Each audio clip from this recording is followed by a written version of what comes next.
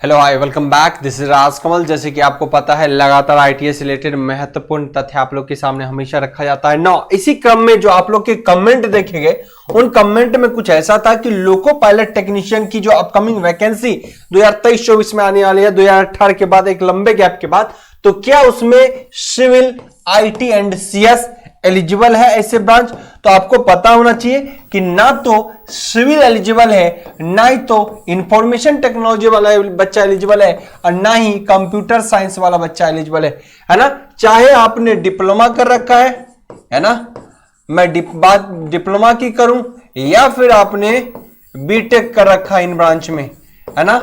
इन branch में चाहे आपने डिप्लोमा कर रखा है या फिर बीटेक कर रखा है, ये दोनों ही बच्चे एलिजिबल नहीं होंगे एएलपी और टेक्नीशियन में, जहां की बहुत बम्पर वैकेंसी आती है। ऐसे भी सिविल वालों की वैकेंसी बहुत ज्यादा आपको मिलता है जी, है ना।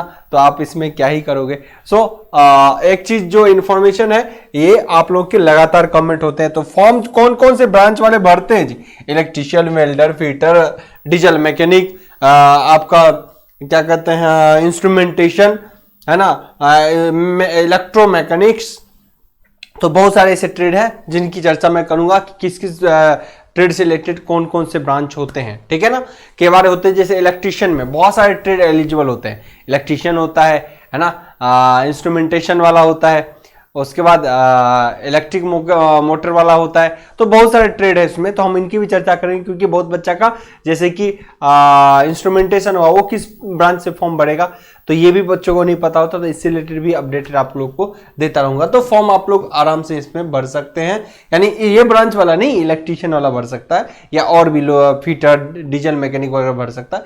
ये डिप्लोमा और बीटेक अगर इस ब्रांच से है तो आप एलिजिबल नहीं हो। ध्यान रखेंगे, आपको अपकमिंग जो वैकेंसी देखने को मिलेगा वो जेई के अंदर, सिविल वाला जेई में एलिजिबल है। रेलवे का जेई और सीनियर सेक्शन इंजीनियर जो आएगा उसमें बहाली में आप वैलिड हो। और कुछ पोस्टों के लिए आईटी को भी अलाइ करता है, कुछ कुछ पोस्टें अगर अलग से आती हैं, और कुछ वाला सीएस के लिए भी वो बहुत कम पोस्टें होती है। जबकि जो रेलवे के अंदर रेलवे जेई और सीनियर सेक्शन इंजीनियर के आते हैं, उसमें इलेक्ट्रिकल, मैकेनिकल और सिविल तीनों के लिए बेहतर पोस्ट आते हैं। Thank you.